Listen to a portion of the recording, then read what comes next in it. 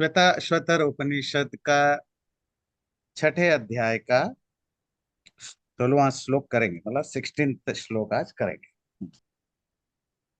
स विश्वकृत विश्वविदात्मयो निर्ज्ञ काल कालो गुणी सर्वविद्या प्रधान क्षेत्रज्ञ पतिर्गुणेशः संसार मोक्ष स्थिति बंध हेतु।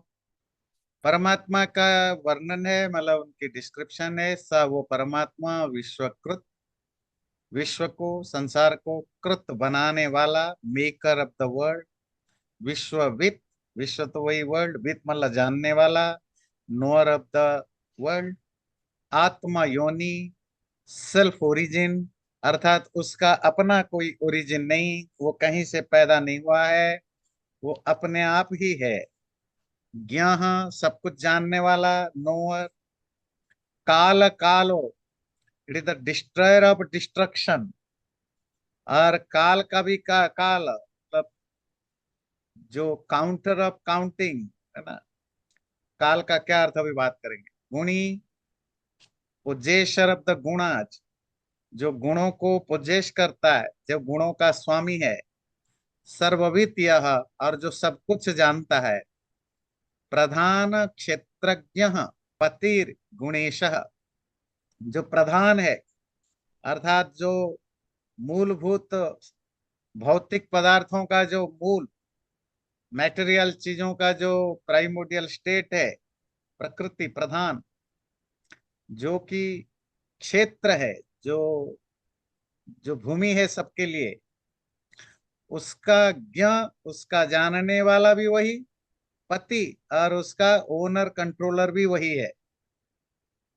और क्षेत्रज्ञ, और दूसरा अर्थ भी होता है क्षेत्रज्ञ, जो उस क्षेत्र मतलब मैटेरियल चीजें, ये बॉडी भी क्षेत्र है, लैंड है, जमीन है, इसका जानने वाला आत्मा, उस आत्मा का भी पति, मास्टर वही है। गुणेश, अब सब तरह के गुणों का वो मास्टर लॉर्ड है। संसार मोक्ष स्थिति बंध हेतु, ये जो संसार, जो कॉन्स्टेंटली मूव करने वाला संसार है, उससे लिबरेट होना, उसमें रहना, उसमें बंधा होना, इन सब का वो कारण है। तो आपके पास अगर बुक है तो एक एक शब्द देखेंगे, ज्यादा टाइम नहीं लगेगा। विश्वकृत, सारे संसार का मेकर है। बहुत डिस्कशन हो चुका है। विश्वविद, सारे संसार को जानने वाला। आत्मयोनि, सेल्फ ओरिजिन, अर्थात उसका कोई कॉज नहीं, जैसे पिछले श्लोकों में पढ़ा है। ना उसका कोई कारण या कॉज है, ना उसका कोई कार्य या इफेक्ट है। वो अपने आप में जो कुछ है, तो जो अपने आप में ही होता है, जिसका कोई पीछे नहीं आगे नहीं, उसको स्वयंभू, आत्मयोनि, आत्मभू आदि कहते हैं। ज्ञ सब कुछ को जानता है। काल कारः, कहीं कहीं कालकार, कहीं कहीं काल है। कालकार, टाइम को बनाने वाला भी वही है। ये जो टाइम जो कि क्रिएशन के साथ डेवलप होता है, उसको भी बनाने वाला वही।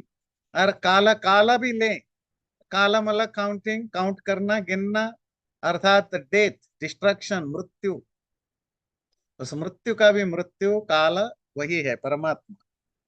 गुणी, अब गुणी का अर्थ नॉर्मली, हमारे पास कुछ गुण है, हम गुणी कहलाते हैं। जिसके पास ज्ञान है वो ज्ञानी, धन है तो धनी, अर्थात ए पर्सन हु पोजेस, जो जिसके पास है, जो ओन करता है, जिसके जो धन ओन करता है वो धनी, जो गुण ओन करता है वो गुणी। पर यहाँ परमात्मा के सेंस में गुण मतलब जो ह्यूमन क्वालिटी नहीं, ये जो त्रिगुण है, सत्व रज तमा, तीन गुण, प्रकृति, उसका ओनर वही है। सर्ववित, यह जो सब कुछ जानता है। अब प्रधान, प्रकृति को ही प्रधान कहते। प्रकृति तो जानते हैं, जो संसार की मूलभूत चीजें हैं, उसको प्रधान क्यों कहते हैं। वैसे तो प्रकृति को प्रधान भी, अव्यक्त, माया, तमह, बहुत सारे गुण नेम उसका है। एक गुण एक उसका नाम है प्रधान। प्रकर्षेण धीयते इति प्रधान, धारण कर, क्योंकि वो सब कुछ को एब्सोल्युटली अपने अंदर धारण करता है।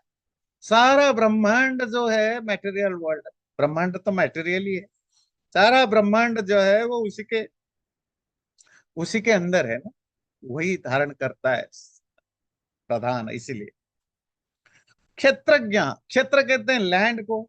आप गीता में भी पढ़ेंगे क्षेत्र क्षेत्रज्ञ योग। क्षेत्र मतलब लैंड और क्षेत्रज्ञ मतलब नोअर ऑफ द लैंड।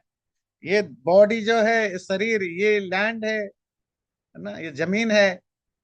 और उसका जो मालिक है उसको जानने वाला वो आत्मा है। ये संसार भी क्षेत्र है, लैंड है, उसका जो मालिक है जानने वाला परमात्मा। तो क्षेत्रज्ञ पति, फिर पति क्या है? मालिक। तो कुछ आचार्य व्याख्या करते हैं क्षेत्रज्ञ मतलब आत्मा, क्षेत्र मतलब शरीर, शरीर को जानने वाला आत्मा।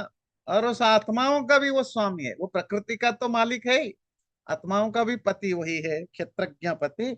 और गुणेश, और जो भी गुण है, गुण मतलब यहाँ सत्व रजतमो गुणात्मक गुण है। बाकी चीजें तो सब सुपरफिशियल है, फ्लावर्स हैं, फ्रूट्स हैं। मेन गुण तो सत्व रजतम है, ध्यान रखिए।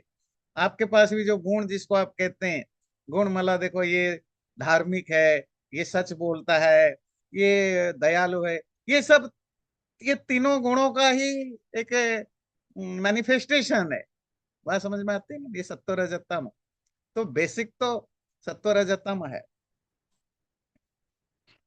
संसार मोक्ष स्थिति बंध हेतु, वही परमात्मा संसार का भी कॉज है, निमित्त कारण है वही।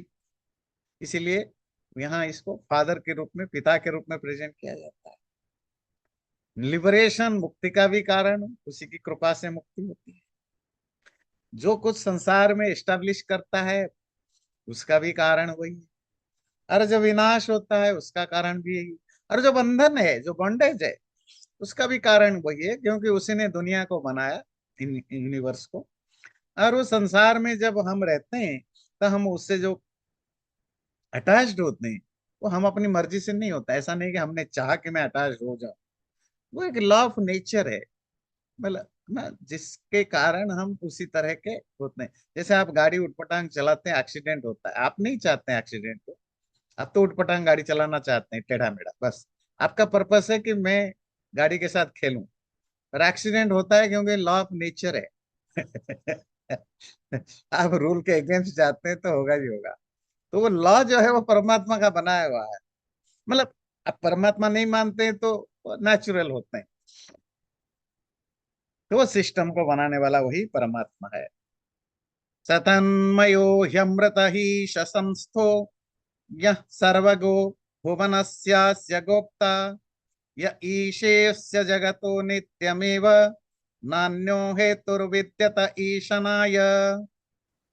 स तन्मय, वो परमात्मा तन्मय है, उसी से भरा हुआ है, उसी से मतलब वो जो मैटेरियल वर्ल्ड से। अमृत इमोर्टल है, ईश संस्थो है, ये सारा संसार उसी में ही संस्थित है, एस्टेब्लिश्ड है। यहाँ सबको जानता है, सर्वगो सब जगह गया हुआ है। भुवनस्य अस्य गुप्ता, सारे संसार का गुप्ता, रक्षक, प्रोटेक्टर वही है। या ईसे अस्य जगतो नित्यमेव, जो इस जगत का, संसार का हमेशा रूल करता ईश है। न अन्य हेतुर विद्यते ईशनाय, और इस संसार को रूल करने के लिए और कोई हेतु, कॉज, कारण कुछ है नहीं। तन्मय, मय जलमय, फुल ऑफ वाटर। चिन्मय, फुल ऑफ चेतना, कॉन्सियसनेस। तन्मय, full of that, that what is that, अभी जानेंगे। तो जिसमें भी मय जुड़ा हो वो फुल ऑफ दैट हो जाएगा। समझ गएंगे? ये नेताओं से भरा हुआ हॉल है, नेत्रमय सभा है ना। This assembly is full of leaders, this room is full of children. बालमयम भवनम, the building is full of children. मय, पर तन्मय, फुल ऑफ दैट। दैट मतलब ये जो यूनिवर्स जो आप देख रहे हैं, पर नॉर्मली जब आप वो मेडिटेशन वगैरह करते हैं ना, उसमें भी तन्मय शब्द आता है। सपोज आप पढ़ाई करते, आप बिल्कुल फोकस्ड हैं, मतलब आपका कोई और मन और कहीं नहीं है, बिल्कुल पढ़ाई में आप डूबे हैं। आप डूबना समझते हैं, ऑब्जर्व है, तो कहते हैं वो तो पढ़ाई में तन्मय है, वो अपने काम में तन्मय है। उसमें जो काम वो कर रहा है, उसमें वो पूरी तरह अपने आप को इन्वॉल्व कर रखा है, उस सेंस में तन्मय होता है। अर्थात उसकी माइंड जो है अभी फुल ऑफ स्टडी है, फुल ऑफ वाचिंग टीवी है, या जो भी कर रहा है वो पर्टिकुलर चीज। पर यहाँ उस सेंस में नहीं, वहां मतलब वो परमात्मा तन्मय, मतलब ये जो यूनिवर्स है, वो यूनिवर्स उसी के अंदर भरा पड़ा है। ही अमृत, ठीक है, वो अमर अमर है, ईश संस्था सब कुछ कंट्रोल करता है, यहाँ सबको जानता है, सर्वगह सब जगह गया हुआ है। इस संसार का गोप्ता, गोपन, गुप धातु पहले भी हमने डिस्कस किया है, रक्षा करने वाला, प्रोटेक्टर है। और वो सारे संसार को ईश पालन करता है, और कोई कारण नहीं या कोई और रीजनिंग रैशनैलिटी नहीं ये मानने में कि कोई दूसरा इन संसार को रूल करता है। ये जो 17 श्लोक है, उसके बाद जो 5 करीब श्लोक है, वो एक तरह का लगता है जैसे वो महात्म्य टाइप की होती ना, भाई इसको पढ़ने से ये फायदा, ये पढ़े, किसने लिखा ना, कोई बाद में वो लिखा गया ऐसा लगता है।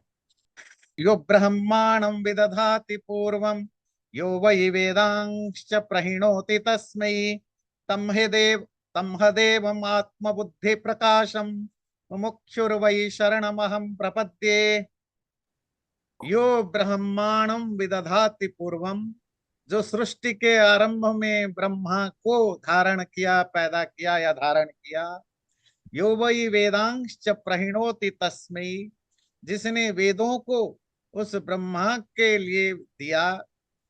तम देवम आत्मबुद्धि प्रकाशम, अपने ही बुद्धि के द्वारा जानने लायक उस देवता परमात्मा को मैं जो मुमुक्षु हूँ, मोक्ष पाने की इच्छा रखता हूँ, उसके शरण में जाता हूँ। मुमुक्षुर्वै शरणमहं प्रपद्ये। मैं जो मुमुक्षु हूँ, मोक्ष पाने की इच्छा रखने वाला, ऐसा जो मैं आपके शरण में जाता हूं। ये शरणम अहम प्रपद्ये बड़ा पॉपुलर स्तोत्र स्टाइल वाक्य है। किसके शरण में? बाकी तो ईश्वर की स्तुति है, जैसे यो ब्रह्मांडम विदधाति पूर्वम, सृष्टि के आरंभ में जिसने ब्रह्मा को पैदा किया। ब्रह्मा, अभी आप मनुस्मृति पढ़ रहे थे, हिरण्यगर्भ वैदिक शब्द है। और ब्रह्मा, ब्रह्मा भी प्राचीन शब्द है, और पुराणों में जैसे विष्णु, ब्रह्मा, शिव, ये सब वैदिक शब्द हैं, वेदों में मिलता है, पर वो जो उनका जो कैरेक्टराइजेशन है वो पुराणों में होता है। वो ब्रह्मा मतलब अर्थात जो हिरण्यगर्भ परमात्मा की वो रूप, जो सृष्टि क्रिएटर वाला रूप है, उसको जिसने बनाया। यो वेदांश प्रहिणोति तस्मै, जिसने उसके अंदर वेदों को प्रेरित किया। तम देवम आत्म बुद्धि प्रकाशम, उस देवता को, जो आत्म, आत्म कहते हैं यहाँ सेल्फ, अपने अपने बुद्धि के द्वारा ही जो मैनिफेस्ट होता है, अर्थात जिसको सिर्फ सिर्फ एंड सिर्फ अपनी बुद्धि के द्वारा ही जाना जा सकता है, बुद्धि मतलब मेधा, विजडम के द्वारा ही जाना जा सकता है। उस देवता को मैं जो मुमुक्षु मुक्ति चाहता हूँ, लिबरेशन चाहता हूँ, मैं उसके शरण में जाता हूँ। शरण मतलब मैं आई सीक हिज रिफ्यूज, मैं उसकी शरण चाहता हूँ। निष्कलम निष्क्रियम शांतम निरवध्यम निरंजनम अमृतस्य परम सेतुम दग्धिन धनमिवानलम। वो परमात्मा जो कि निष्कल है, कला, कला कहते हैं पार्ट, अंश, वो पार्टलेस है, अर्थात वो अखंड है, अनडिवाइडेड है, पूर्ण है। निष्क्रियम, एक्शन लेस है, एक्टिविटी लेस है, जो कुछ करता नहीं है। शांतम, जो ट्रैंक्विल है, जिसके अंदर कोई हलचल नहीं होता है। निरवध्यम, जो दोष रहित है, जिसमें किसी भी तरह का कोई फॉल्ट या किसी भी तरह की कोई कमियां, कोई कोई वीकनेस नहीं है। और निरंजनम स्टेनलेस, जिसके अंदर कोई अंजन, अंजन कहते हैं दाग धब्बा, है ना, किसी भी तरह की कोई टेंट जिसमें नहीं है। अमृतस्य परम सेतुम, और जो अमृत, अमृत पाने का जो सेतु है, सबसे बड़ा ब्रिज है, जिसके द्वारा ही इमोर्टैलिटी पाया जा सकता है। दग्ध ईंधन, ईंधन कहते हैं फ्यूएल, दग्ध मतलब जला हुआ, जले हुए ईंधन वाले आग के समान, ऐसे परमात्मा को मैं शरण में जाना चाहता हूं। निष्कलम, ये हमने सब चर्चा की है, कला कहते हैं पार्ट अंश, परमात्मा निष्कल है, अर्थात पार्टलेस से अनडिवाइडेड है, सिंगल है, वन एंड सिंगल। कॉम्बिनेशन होता है ना, जैसे घर भी एक ही है पर हजार चीजों से बना है, शरीर भी एक ही है पर हजार चीजों से बना है, there are lots of parts are there. पर जो परमात्मा है वो पार्टलेस है, निष्कल और निष्क्रिय, वो एक्शनलेस है, इसलिए कि उसमें कोई हाथ पैर नाक कान माइंड तो है नहीं, तो फंक्शनलेस है। निरवध्यम, उसमें वो हर तरह के अवध्य दोष फॉल्ट से बियॉन्ड है, उसमें नहीं है। निरंजनम, उसमें कोई अंजन कोई स्टेन नहीं है। अमृतस्य परम से तुम, अमृत पाने का, इमोर्टैलिटी का यही ब्रिज है। देखो, आपको आत्मज्ञान कभी नहीं होगा जब तक ईश्वर की कृपा ना हो, और ईश्वर की कृपा होगी तभी आत्मज्ञान होगा, और आत्मज्ञान होगा तभी मरने के बाद आप अमर बनेंगे। अब ये बड़ी आयरनी है ना, मतलब आयरनी कहिए, कॉन्ट्रैक्शन, मरने के बाद अमर बनेंगे। So you will be immortal only after death. मतलब ये नहीं हो सकता है कि मैं इमोर्टल हो गया और अब मरूंगा नहीं, मरने के बाद ही इमोर्टल बनेंगे। क्यों, मरने के बाद पैदा नहीं हो। ये बड़ी इंटरेस्टिंग थ्योरी, ध्यान रखिएगा, है ना। तो वो इमोर्टलिटी का यही ब्रिज है, परमात्मा की कृपा। और कैसा, दग्धेंधन इव अनलम, आग जैसा होता है ना, फायर, फायर में आपने लकड़ी डाला है, फ्यूल, और वो फ्यूल जल चुका है, लकड़ी अब बचा नहीं, लकड़ी जब नहीं बचा तो आग भी नष्ट हो जाता। देखिए, ईंधन खत्म, आग भी खत्म। पेट्रोल से आग जल सकता है, जैसे जैसे पेट्रोल दग्ध हो गया, जल गया, अब नहीं है, तो आग भी नहीं। ये हमारे लिए है, ये उस अमृतता का, इमोर्टलिटी की डिस्क्रिप्शन है। हमारे जीवन में भी तब तक आग है जब तक आपकी ईंधन जल रहा है। ईंधन फ्यूल कौन है? आपके कर्म संस्कार। जैसे ही कर्म संस्कार खत्म होता गया और एक दिन बॉडी नष्ट, एवरीथिंग इज डन। क्यों? क्योंकि कोई अब ईंधन बचा नहीं है, ईंधन वाला फ्यूल, कोई फ्यूल नहीं बचा अगली लाइफ के लिए। तो जले हुए राख के आग के तरह ये अमृत का सेतु है, उसके बाद और कुछ बचा नहीं। ऐसे परमात्मा को मैं प्रार्थना करता हूं कि वो मुझे शरण में ले ले।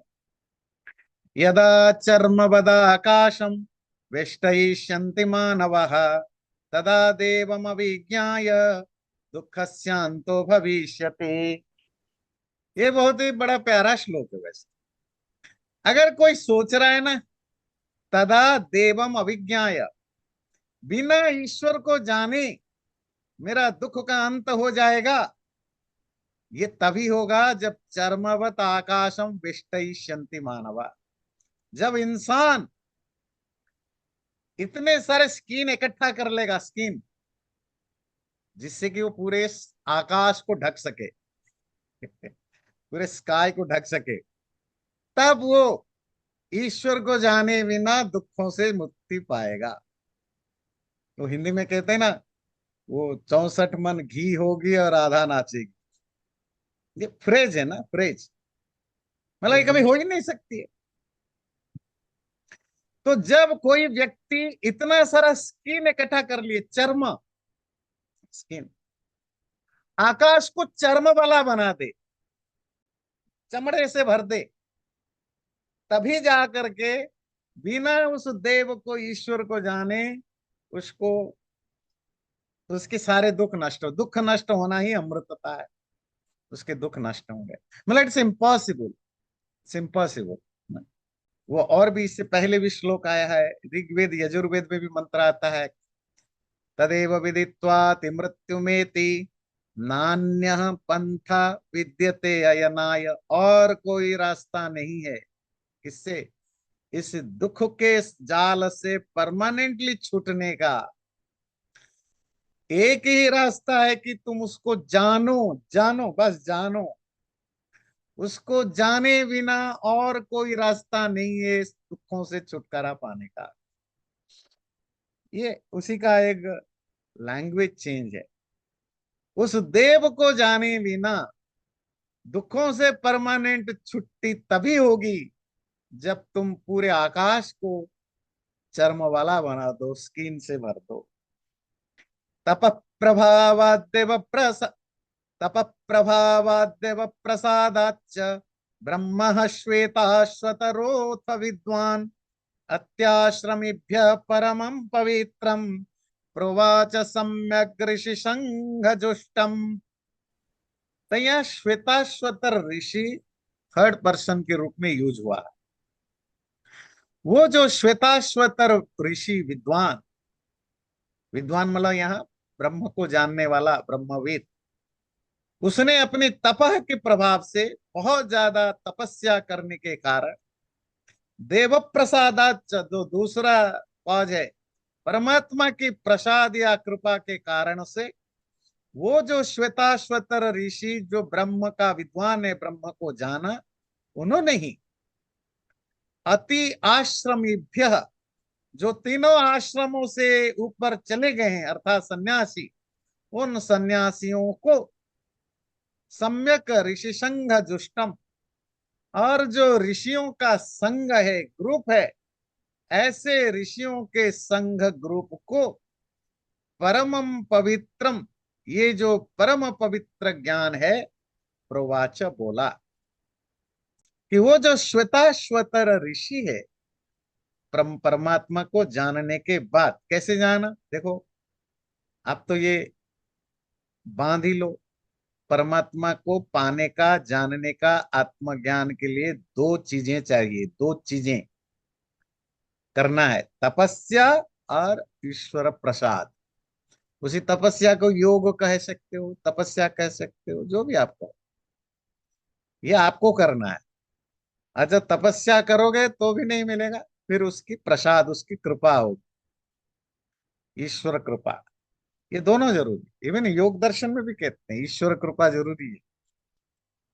तो परमात्मा की कृपा और अपनी मेहनत, यहाँ स्पिरिचुअलिटी में तपस्या के द्वारा ही श्वेताश्वतर ऋषि ने ब्रह्म विद्वान उस ब्रह्म को जाना, और उसके बाद उन्होंने इस पवित्र ज्ञान को जो उन्होंने जाना, उसको उन्होंने बोला, किसको, अति आश्रमी, आश्रमी जो आश्रम व्यवस्था में रहते हैं, ब्रह्मचर्य, गृहस्थ, वानप्रस्थ, ये तीन आश्रम जो आपको नॉर्म, इस दुनिया के चीजों से जोड़ के रखता है। जो चौथा आश्रम में सन्यास है, वो इन सबसे परे, वो पारलौकिक चिंता करता है, मरने के बाद की, मोक्ष की, उसकी चिंता के लिए वो आश्रम। और जो लोग डायरेक्ट वैरागी बन जाते हैं, अर्थात जो गृहस्थी बनते ही नहीं है, वानप्रस्थी बनते ही नहीं, उनको अत्याश्रमी कहते, जो सरपास करके बन जाते। ब्राह्मण धर्म मतलब जहां ब्राह्मण होना, ज्ञान को पाना, ब्राह्मण। अश्रमण, ये जो सब कुछ छोड़ छाड़ करके जो सन्यासी बन जाना।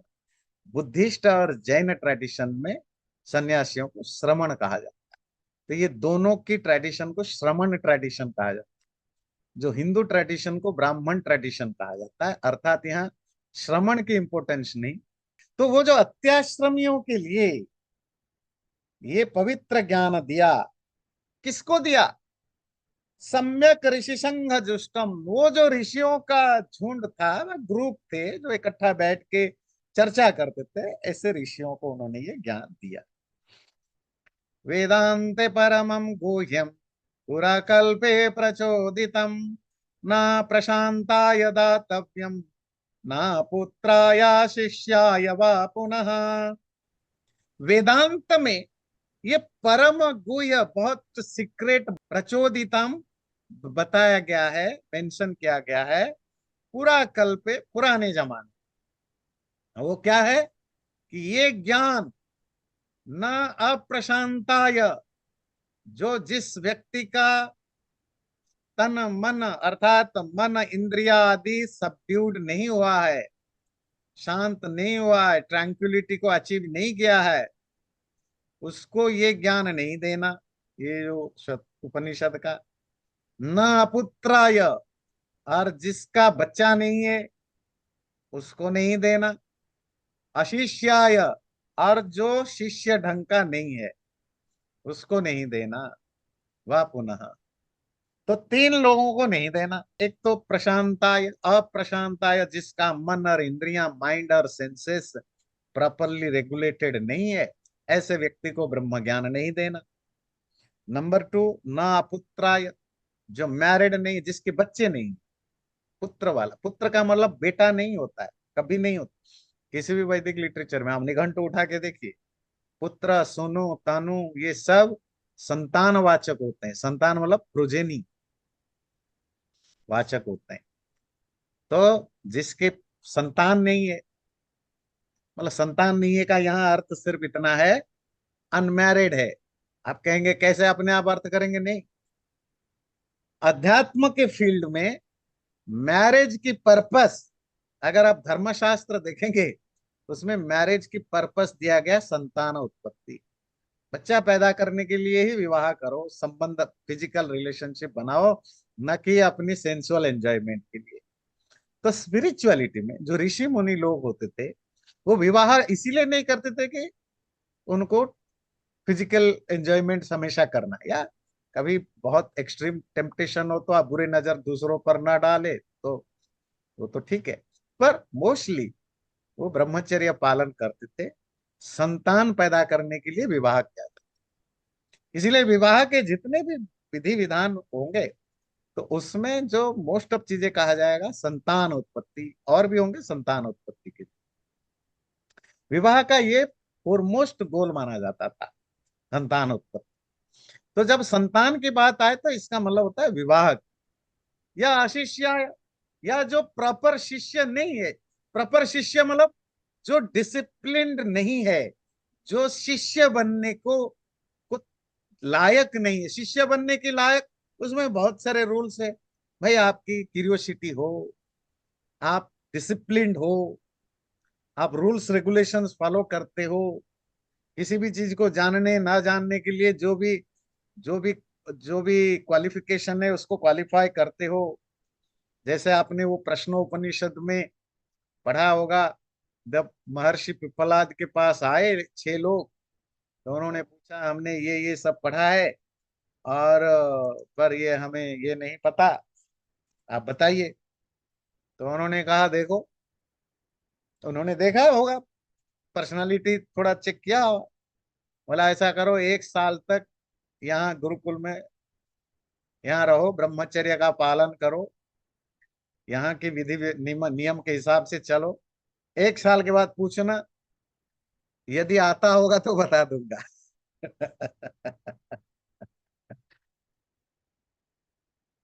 बात है कि मुझे आए ना आए, बताऊं ना बताऊं, पर जिस ज्ञान की तुम तलाश कर रहे हो उसके लिए जो पर्टिकुलर डिसिप्लिन चाहिए वो तुम्हारे पास होना चाहिए। मैं नहीं बताऊंगा तो और भी कोई बता सकता है, पर तुम उसके वर्थी तो बनो, तैयारी तो करो। इसीलिए 1 साल तक रुको।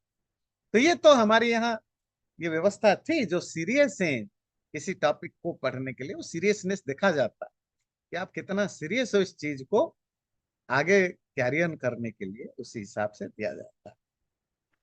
यस्य देवे परा भक्ति, यथा देवे तथा गुरु, तस्यैते कथिता ह्यर्था प्रकाशन्ते महात्मन। प्रकाशन्ते महात्मना इति। ये लास्ट वाली रिपीट हुआ ना, प्रकाशन्ते महात्मना, तो रिपीट होने का मतलब आपको पता है, द एंड।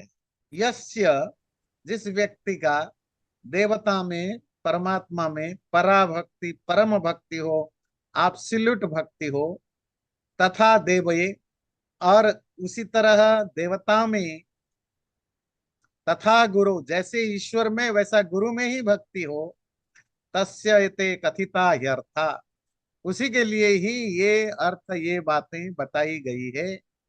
प्रकाशन्ते महात्मनः, उसी के अंदर ही ज्ञानी विद्वान लोग, उसी के लिए ही ये ज्ञान प्रकट करते हैं, उसी के लिए ही ज्ञान प्रकट करते हैं, उसी के साथ ही पूर्ण होता है।